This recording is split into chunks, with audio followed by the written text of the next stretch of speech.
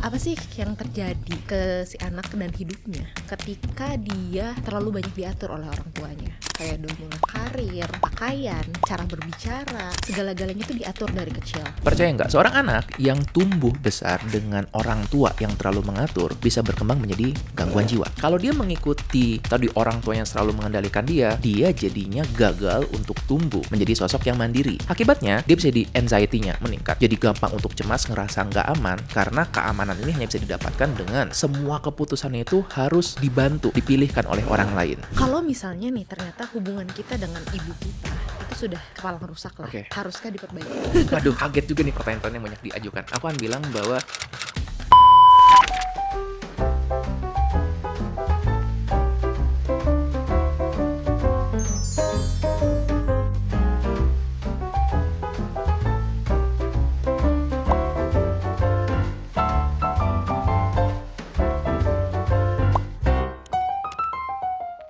Halo semuanya, para penunggu, gimana? Udah gak sabar dong bahas tentang overbearing mothers.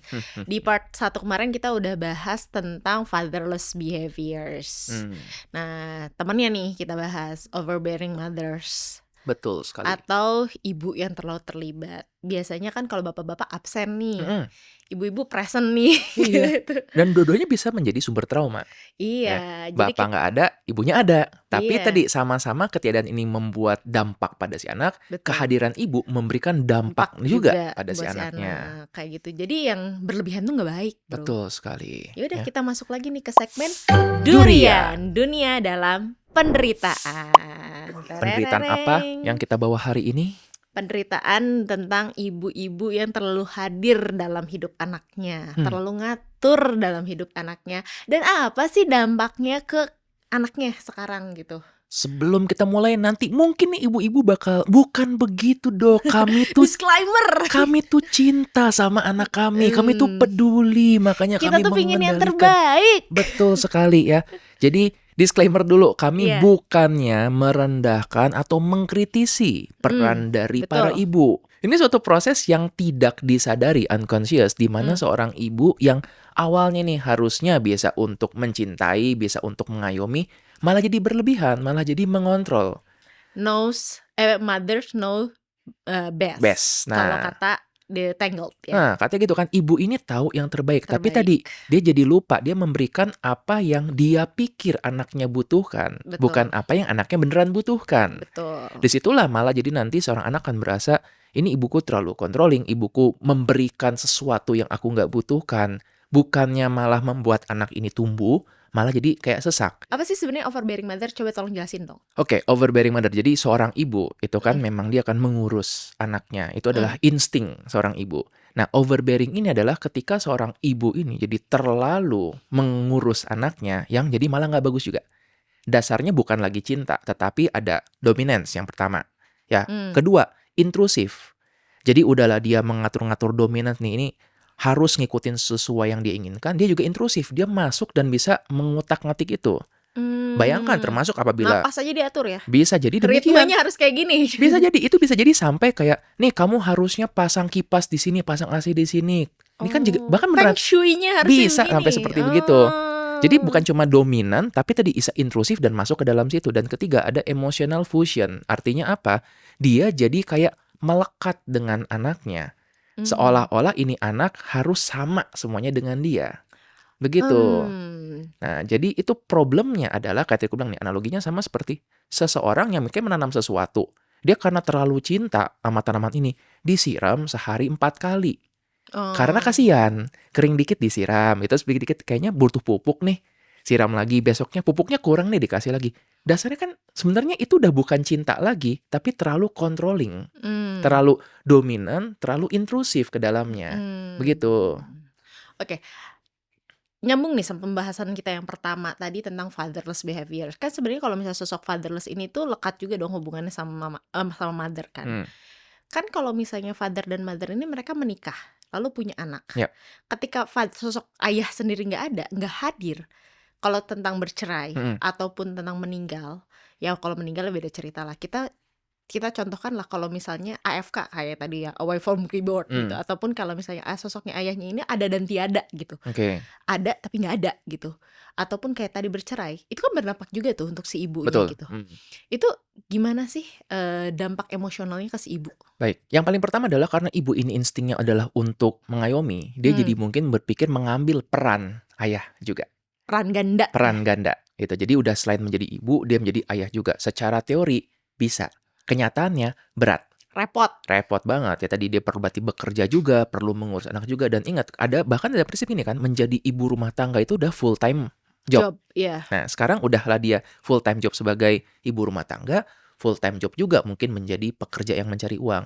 Akibatnya ada batas tertentu di mana ini akan menjadi capek. Hmm. Dan saat itulah ketika jadi capek itu mungkin seorang ibu jadi berpikir udahlah yang penting aku kendalikan semuanya biar aman. Akhirnya nggak memberikan ruang pada anaknya buat negosiasi. Hmm. Yang penting kamu nurutin kata mama. Lagi-lagi, alfa di dalam keluarga tersebut kan nggak ada. Jadinya si ibu yang harus memegang peran alfa Hmm. ini. Makanya tadi, bukan didasarkan cinta, tapi dominance, controlling tuh intrusif, sama tadi emotional fusion. Dia jadi merasa bahwa kalau menurut mama ini baik, menurut kamu ini harus baik juga.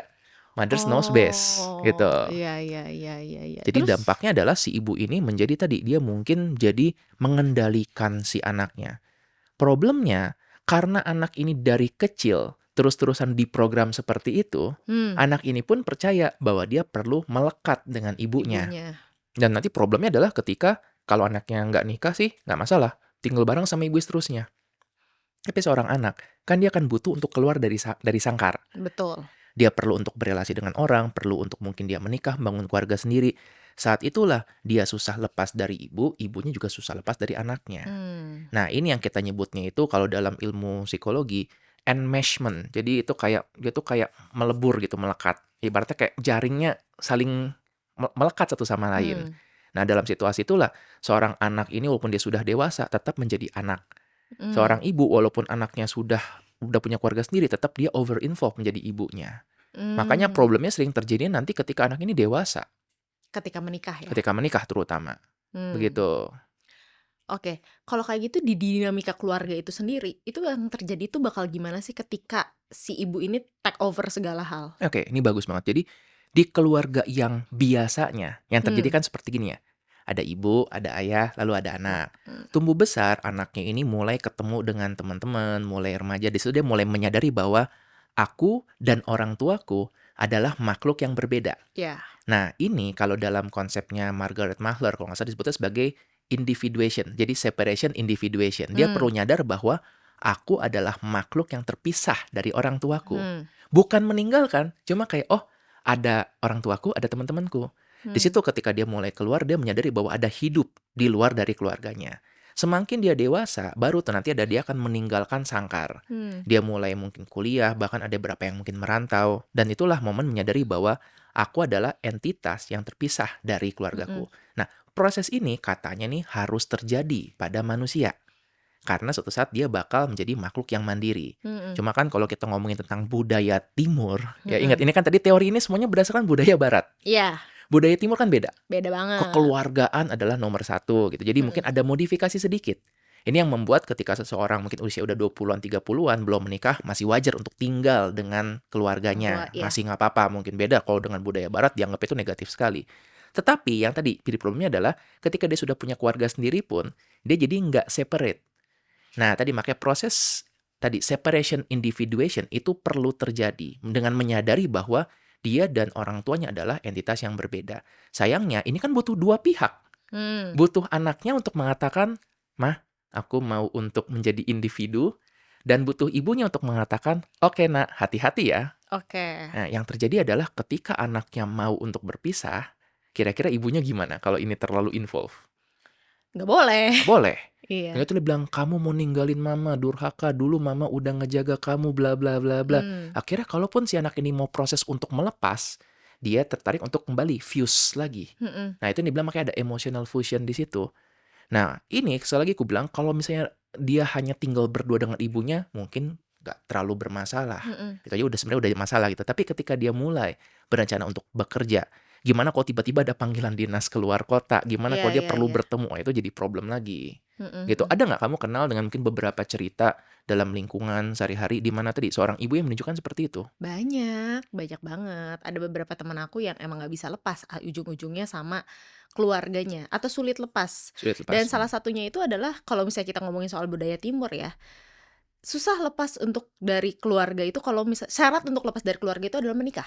Wah, iya. Nggak ada alasan mereka itu untuk lepas dari keluarga untuk kayak meniti karir, itu Hmm. nggak ada, apalagi perempuan. Mhm mhm. Nggak ada alasan untuk kayak tinggal sendiri di luar negeri Betul. atau luar kota. Atau itu untuk syaratnya itu ya harus menikah, nggak bisa untuk sekolah, nggak bisa untuk segala hal, nggak bisa. Ya harus menikah Hmm. gitu. Untuk kayak ya aku mau cuma sekolah doang di Melbourne, nggak boleh, Nggak diterima, nggak nggak masuk diterima, akal. nggak masuk akal buat mereka Betul. Nah, kayak dan gitu. lagi kalau kita lihat ya, bukan ibunya jahat. Mm-mm. Justru tadi ibunya mengira bahwa Iya. dia mencintai, tapi tadi terlalu mengekang. Itu yang tidak disadari. Oke, aku mau nanya deh, apakah kayak gini tuh heirloom pain gitu, heirloom trauma, Hmm. apa sesuatu yang turun Turun-temurun, temurun gitu, warisan. warisan gitu? Apa jangan-jangan sosok ibu ini juga sebenarnya dia bingung sama situasinya sendiri gitu. Dia juga ternyata punya ibu atau ayah yang fatherless atau Mm-mm. ibu yang terlalu overbearing Oke, gitu. Apa jangan-jangan seperti itu? Atau menarik. ya jangan-jangan ayah kita juga sebenarnya fatherless Hmm. gitu.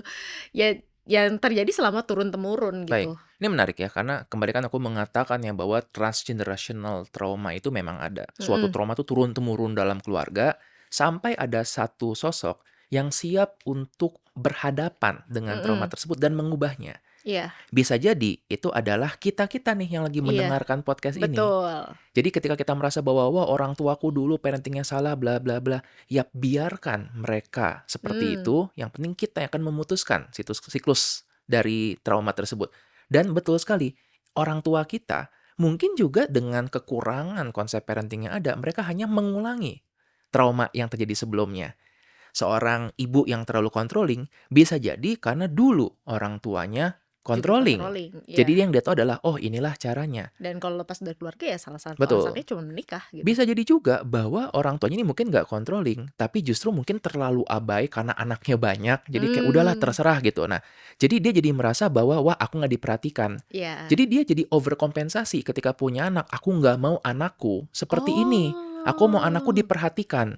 Tapi lagi-lagi tanpa Oke. batasan yang jelas, dia menjadinya overcompensate, menjadi berlebihan. Karena dia punya bayangan kan tadi emotional fusion. Kalau aku berpikir begini, maka anakku akan berpikir yang sama juga. Iya, iya, iya, Padahal iya. belum tentu anaknya butuh seperti gitu. Iya, iya, iya. Begitu. Dan itu yang kadang-kadang terjadi, jadi dia terlalu over-involved menentukan bahwa nih kamu harus sekolah di sini, milih baju begini, sampai Iya. pasangannya dipilihkan juga. Bajunya harus seperti ini, Betul. warnanya seperti ini. Iya, iya, iya. Dan iya, ini yang iya. terjadi adalah ketika anaknya mungkin punya suara sendiri, ibu ini kecemasannya jadi muncul. Dia kecemasannya mungkin tadi karena terancam dominansinya, bisa juga dia khawatir gimana kalau anakku salah memilih. Gimana Begitu. kalau anakku bernasib seperti aku? Wah, sangat khawatir kayak gitu. Maka Iya. seorang ibu yang misalnya khawatir anaknya menikah dengan orang yang salah, sebenarnya kan dia nggak mau anaknya menderita. Iya. Begitu. Ada loh kisah di mana seorang ibu yang membenci ras tertentu hanya karena dia ya ibu tersebut pernah menikah dengan ras itu tersebut. Betul. Kayak Dan gitu. itu kan sebenarnya trauma yang tujuan untuk melindungi Iya. supaya anaknya nggak mengalami seperti itu tanpa dia berpikir bahwa ini beda loh kasusnya loh. Iya, tapi kan Begitu. anaknya jadi nganggap ih kenapa mama gue rasis ya gitu. Itu sering kali seperti gitu. Nah, disinilah banyak juga yang bertanya tentang gimana caraku untuk mengubah ibuku. Jangan deh. Iya.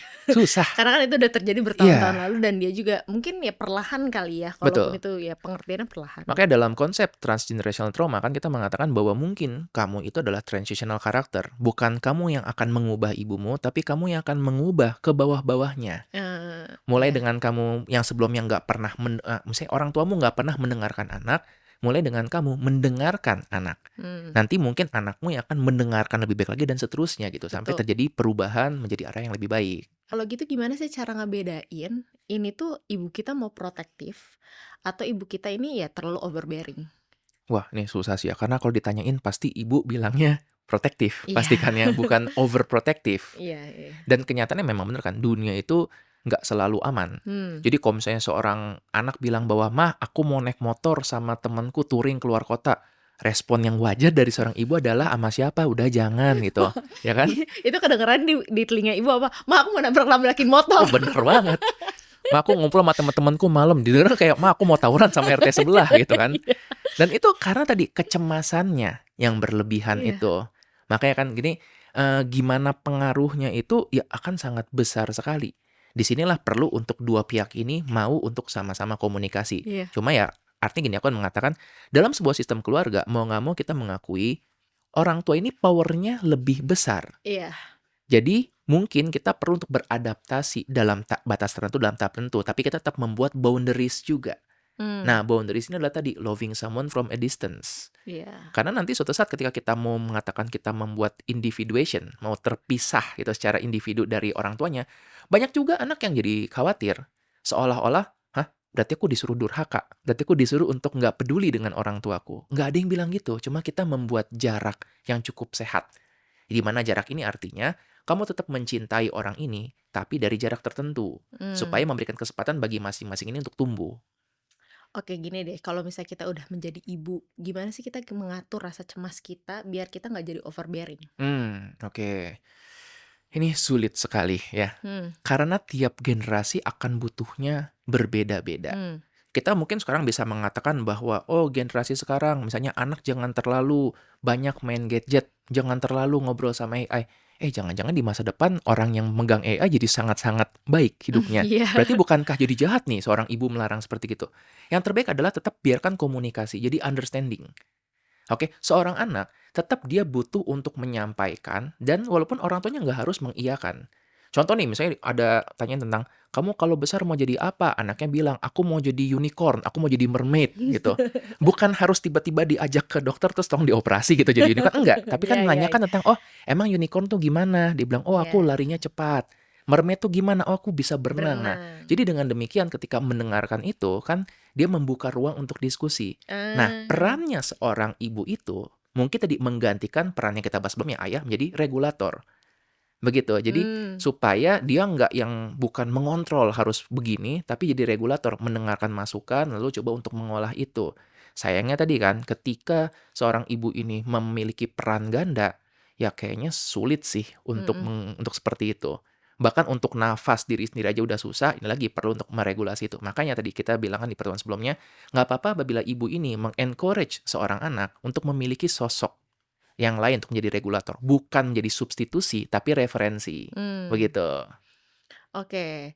Apa sih yang terjadi ke si anak dan hidupnya ketika dia terlalu banyak diatur oleh orang tuanya? Kayak dari mulai karir, pakaian, cara berbicara, segala-galanya tuh diatur dari kecil. Ini pertanyaan yang sangat penting. Percaya nggak, seorang anak yang tumbuh besar dengan orang tua yang terlalu mengatur, bisa berkembang menjadi gangguan jiwa. Dia bisa jadi dua hal. Pertama, dia mungkin mengikuti itu. Hmm. Kalau dia mengikuti tadi orang tua yang selalu mengendalikan dia, ya mungkin orang mikir, "Ya udah bagus dong." Begitu kan, tinggal Hmm. mengikuti aja. Sayangnya, dia jadinya gagal untuk tumbuh menjadi sosok yang mandiri. Jadi nanti ketika dia mau milih kerja pun jadi takut, "Orang tuaku bilang apa ya?" Mau Hmm. memilih pasangan, ini orang tuaku setuju atau enggak ya? Tentu saja perlu mempertimbangkan keluarga dalam memilih pasangan.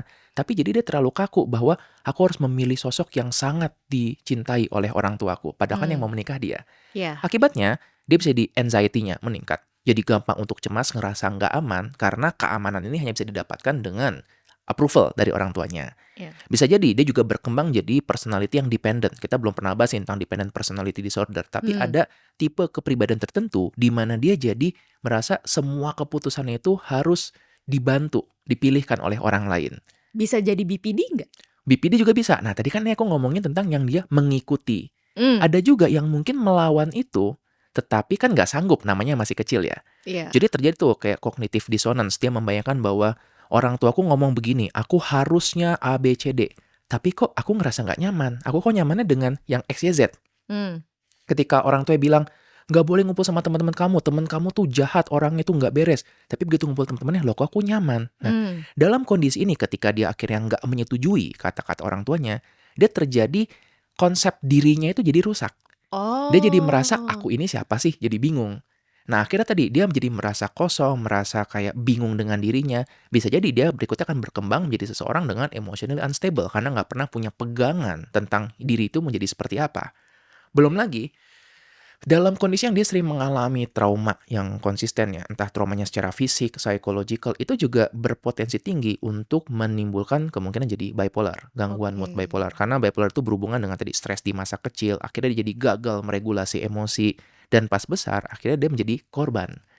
Dia besar, dia jadinya disalahkan orang-orang, "Oh, kamu terlalu emosional, kamu jadi keras kepala." Padahal itu karena traumanya yang dari kecil. Nah, sayangnya karena ini terjadinya secara psychological, kan nggak kelihatan. Beda halnya nih kalau misalnya seorang anak, maaf nih, bapaknya atau ibu dari kecil mukul kakinya sebelah kanan. Pas tumbuh Hmm. besar dia jalannya pincang, dia nggak bakal disalahkan. Dia Iya. akan dibilang, "Ya kamu begitu karena dulu orang tua mukul kakimu." Hmm. Tapi ketika ini terkait dengan mental, dia nggak pernah dilatih untuk ambil keputusan, nggak pernah dilatih untuk mengenal diri sendiri. Pas tumbuh besar dia pincang untuk mengambil keputusan, wah disalahkan habis-habisan. Iya, dan nggak kelihatan ya, biasanya orang tua itu melakukan secara diam-diam, Betul tidak di sekali. depan orang lain. Mhm. Dan kebalikan kalau mungkin orang luar pun melihat cuma sekilas potongan doang, mungkin Mhm, akan bilang, "Oh, orang tuanya peduli sama dia." iya, Begitu mau keluar bajunya terlalu terbuka, "Nggak boleh kayak gitu." Mungkin orang lihat, "Oh, wajar orang tua kayak wajar. gitu." Tapi dia nggak tahu bahwa di balik itu bukan cuma tentang penampilan luar, bisa jadi pola makan, bisa jadi tentang berat badan. Aku berapa kali menemukan ya klien yang mereka tuh concern dengan berat badan bukan karena lingkungan, bukan karena aku merasa badanku terlalu gemuk karena teman-temanku, lebih karena orang tuanya yang terus mengkritisi. Mmm, Gitu, ketika dia makan banyak, langsung dibilang, "Kamu jangan terlalu gemuk, nanti nggak ada yang mau sama kamu." Diulang-ulang terus, lama-lama dia jadi percaya bahwa beneran nih, nanti orang-orang nggak mau sama aku, self esteem-nya jadi jeblok, iya, begitu. Dan tadi ini beda kalau cuma sekedar orang tuanya cuma mengingatkan, memberi saran. Pada overbearing mother, dia sekaligus juga mengatur makannya. Ada beberapa yang sampai nggak dikasih makan gitu dan itu semua didasarkan menurut ibunya kan aku peduli sama dia. Tapi tidak, mhm, itu berdasarkan pada dominance dan intrusif. iya. Oke, kalau gitu kapan sih hubungan orang tua dan anak ini, ataupun ibu dan anak ini yang udah nggak sehat lagi nih?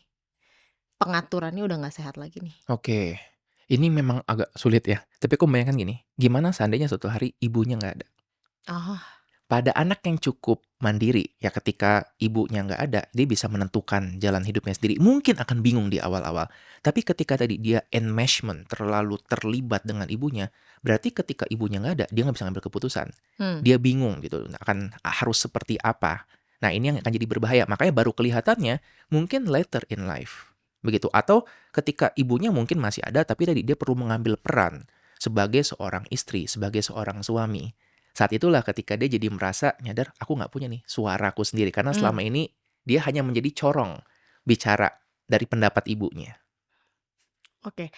Pertanyaan aku nih, kan tadi nih masih terkait sama yang fatherless itu. Kadang-kadang cewek ini kan butuh regulasi emosi. Kalau misalnya sosok ayahnya atau pasangannya tadi tidak hadir, kadang-kadang nih si para ibu ini tuh butuh regulasi emosi ke tempat lain, kadang tuh ke anaknya. Mmm, Anaknya ini tuh kadang-kadang tuh dicurhatin aja sama ibunya. Kadang-kadang anaknya yes. jadinya terlalu cepat dewasa. Oh betul, Ketika dicurhatin sama ibunya, kadang-kadang anaknya tuh TMI gitu loh, kayak too much information mhm, tentang keluarganya, "Ayah kamu nih gini gini gini gini gini, keluarga ayah kamu nih gini gini gini, keluarga dari papa si tante ini nih, keluarganya si," ya kayak gitulah, kayak gitu. yes. Nah, apa sih yang akan terjadi di anak ketika anak itu terlalu banyak dewasa atau terlalu dengar curhatan banyak dari Wah, ibunya? ini bagus nih. Ada istilahnya buat ini. Jadi tadi sebelum kita bahas ini, kita bahas tadi tentang ibunya yang terlalu menganggap anaknya ini sebagai anak kecil. Ya Kita trauma nyebutnya tuh dumping ibunya tuh. iya, kita menyebutnya infantilizing. Iya, Infant dari kata infant. Jadi walaupun anak udah umur 20-an, tetap dianggapnya mungkin seperti anak 7 tahun. Yang iya, nggak mampu ngapa-ngapain, yang seolah-olah nih anakku mau membahayakan dirinya sendiri. Nah, jadi infantilizing adalah teori ketika seorang ibu tanpa sadar memperlakukan anaknya sebagai seorang anak kecil. mhm, Bukan anak, tapi anak kecil. Nah, yang tadi Suara tanyakan, itu namanya parentification. mmm, Kebalikannya, ketika seorang anak yang harusnya menjadi anak, dia malah menjadi orang tua untuk orang tuanya. hmm, Dalam bentuk apa? Bisa jadi dalam bentuk tadi, dia perlu mendengarkan orang tuanya curhat, dan dia yang diminta untuk, "It's okay, nggak apa-apa, mama nggak salah," gitu. Dan mungkin dalam batas tertentu wajar interaksi kayak gitu. Tapi kalau mhm, jadi secara rutin, lama-lama anak ini akan kehilangan sisi dia yang kanak-kanak ini. Jadi terlalu cepat dewasa. mhm, Dan gini, kalau bilang, "Oh bagus dong, kan bukankah anak-anak pengen cepet dewasa?" Enggak gitu. punya tahapannya masing-masing. Seorang anak ya tugasnya menjadi anak. Seorang remaja tugasnya juga menjadi remaja, explore, mungkin agak bandel dikit. Tapi ketika dia terlalu dipaksakan cepat jadi dewasa, akhirnya masa ini ke-skip nih. Mm-mm. Dan tadi bisa jadi nanti di masa depan dia malah menjadi nggak mampu untuk meregulasi emosinya. Jadi bayangin lah seorang yang terlalu cepat dewasa nggak boleh marah, nggak boleh untuk menyampaikan keluhan, begitu. Dan seringkali juga tadi parentification ini bukan cuma dalam bentuknya menjadi ini ya, menjadi sosok orang tua dalam hal mendengarkan. Kadang-kadang juga dia jadi perlu untuk kayak menghidupi keluarganya. Sandwich generation misalnya. Hmm. Akhirnya dia menjadi uang yang dia punya ini harus digunakan untuk dibagi. Untuk dia ada, untuk orang tuanya, Ya, ada. untuk adiknya juga, atau bahkan untuk ponakan-ponakannya. Mm-mm. Akibatnya dia lagi-lagi merasa kayak, kok hidupku tidak individuation, Iya, tidak terpisah. Aku bener kayak tadi harus nempel banget dengan keluarga. betul. Jadi kita menyadari bahwa sebagai manusia, kita adalah makhluk individu dan juga makhluk sosial. Iya. Gitu. Jadi kita perlu dua-duanya itu tetap ada supaya kita menjadi manusia yang utuh. Mm-mm. Oke, kalau kayak gitu kita langsung aja masuk ke semangka kali ya. Dan gimana sih untuk menghadapi overbearing mother ini? Yaudah Oke. kita masuk aja ke sesi Semangka. semangka. Sesi mengupas solusi kehidupan. Putar semangkanya kak. Shoo. Solusinya dong kakak. Halo. Cararam. Baiklah. Oke, gimana sih kita kalau kita tahu nih, kalau kita tuh punya overbearing mothers, Oke. atau ya kita pernah punya itu, gimana cara kita menghadapi overbearing mothers ini tanpa Oke. langsung nge-cut boundaries? Oke. Nah, jadi 3 potong semangka deh ya. Ini Ya. buat teman-teman ya. Paling pertama adalah kita perlu menyadari dulu Mm-mm. bahwa apakah ini memang overbearing mother atau ini hanya orang tua yang peduli aja. Nah, dengan rise of mental health awareness, akhirnya tuh mulai tuh muncul istilah-istilah yang sering gampang banget digunakan. Iya. Ya, salah satunya nih misalnya ada orang nih anaknya mungkin mau keluar, ibunya bilang, "Jangan pakai baju kayak gitu keluar." Wah, langsung bikin status. Inilah nasib menjadi anak dari ibu yang overbearing. Padahal bisa jadi ibunya ya khawatir aja. Jadi tadi kita bedakan dulu apakah ini beneran ibu yang overbearing atau sekadar peduli. Iya. Kalau memang ini sekadar peduli ya cukup ucapkan terima kasih gitu kan dan kita menghargai itu. Ciri khasnya overbearing berarti banyak kata-kata should statement. Harus gitu. Jadi menurut keras banget controlling begitu. Oh, I Kadang-kadang ada see. unsur mungkin mengancamnya gitu. Nanti kamu bakal bla bla, nanti durhaka dan lain. Jadi terlalu banyak menggunakan istilah itu. Ya guilt trippingnya itu kencang sekali. Nah, setelah dia menyadari itu, yang kedua adalah belajar untuk komunikasi secara asertif. Nah, ini kita pernah bahas juga dulu ya tentang gimana assertive communication. Nah, jadi ada pola komunikasi yang pasif, agresif, dan asertif. Asertif. Kalau ya. pasif itu, ya udah deh, aku nurutin aja apa kata mama. Kalau agresif, kita bilang enggak bisa kayak gitu. Aku Mm-mm. sudah dewasa. Ya mungkin ini bisa di beberapa situasi, tapi ingat kan kita masih perlu berelasi lama ya dengan Iya. orang ini. Jadi lebih baik jangan juga terlalu Ya agresif. ibu sendiri. Iya. Betul. Karena kalau dipaksakan saya itu kan merasa mungkin bersalah juga. Betul. Yang bagus adalah asertif. Itu seperti gimana kita menyampaikan, memahami apa yang dia rasakan. Rasakan. Aku paham nih mama khawatir. Tapi kita menyampaikan juga perasaan kita. Mama percaya aja aku udah dewasa, aku bakal jaga diri, aku janjikan bla bla bla bla. Lalu Mm-mm. penuhi janji tersebut. Mm-mm. Mau keluar malam nanti nggak boleh, aku paham nih mama khawatir. Boleh nggak aku udah dewasa, aku janjikan aku pulang ke rumah sebelum jam berapa. Tapi janjikan itu dipenuhi. Nah, Ya. jadi komunikasi asertif. Ketiga, ini yang perlu banget adalah untuk menjaga healthy boundaries. Nah, ketika bilang boundaries ini juga nih salah satu istilah yang sering banget disalahartikan. Sekarang ya, biasanya orang bilang bahwa bikin boundaries sama keluarga, cut hubungan nggak apa-apa, ngeblok nggak apa-apa. Kok jadi terlalu kaku kan? Iya. Nah, boundaries itu adalah loving someone from a distance. Kita mencintai seseorang dari jarak tertentu. Mm-mm. Ya, jadi termasuk pada orang tua, pada keluarga, kita tetap mencintai mereka dari jarak tertentu. Kadang jaraknya itu dekat, mungkin kita bisa ngobrol agak lama, kadang-kadang mungkin kita jaraknya agak jauh, tapi tetap pastikan itu tetap ada. Oke. Oke, nah, termasuk untuk jaga boundaries ini artinya kita berani untuk mengatakan tidak. Kita berani untuk menyuarakan sendiri. Ya, tapi tadi kita ucapkan tetap terima kasih bahwa mereka sudah peduli dan kita bertanggung jawab dengan pilihan kita. Nah, ini semua memang perlu dilatihkan. Dan tetap asertif tadi ya. Tentu Gak agresif saja. dan menyindir-nyindir. Oh betul, yang paling penting kita menyadarikan bahwa ini maksud orang tua ini pun nggak jahat juga. Iya. Kebetulan mereka punya cerita seperti itu, Mm-mm. dan mereka tadi karena terlalu peduli, akhirnya udah bukan cinta lagi, tapi controlling. Oke. Nah, kalau pikir-pikir kan, namanya orang tua pasti pengen anaknya bahagia dan aman. Maka itu yang kita tunjukkan, bahwa Hmm, kita bahagia dan aman. aman. Kalau sudah mencoba nih aku bahagia dan aman, orang tua masih kontrolin juga, itulah bikin boundaries bahwa ya sudah, mungkin memang sudah sedih itu ceritanya. Seperti itulah Oke. cerita orang tua kita, yang penting kita tidak meneruskan itu. Ya ke generasi selanjutnya ya. Betul. Oke, aku punya pertanyaan terakhir nih, Hmm, terakhir banget gitu ya.